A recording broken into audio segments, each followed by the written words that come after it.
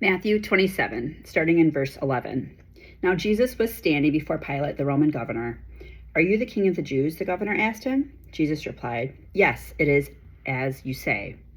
But when the leading priests and the other leaders made their accusations against him, Jesus remained silent. "Don't you hear there are many charges against you?" Pilate demanded. But Jesus said nothing, much to the governor's great surprise.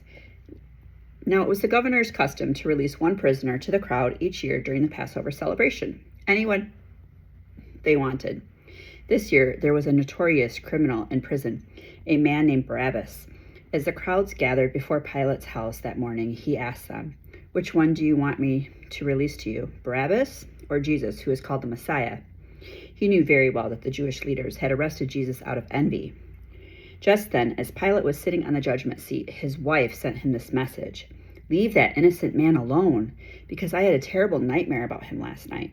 Meanwhile, the leading priests and the other leaders persuaded the crowd to ask for Barabbas to be released and for Jesus to be put to death. So when the governor asked again, "Which of these two do you want me to release to you?" the crowd shouted back the reply, "Barabbas." "But if I release Barabbas," Pilate asked them, "what should I do with Jesus, who is called the Messiah?" And they all shouted, "Crucify him." "Why?" Pilate demanded. "What crime has he committed?" But the crowd only roared the louder, "Crucify him."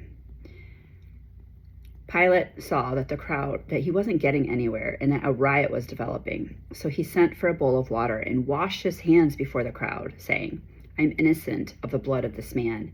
The responsibility is yours." And all the people yelled back, "We will take responsibility for his death, we and our children." So Pilate released Barabbas to them. He ordered Jesus flogged with a lead-tipped whip and then turned him over to the Roman soldiers to crucify him.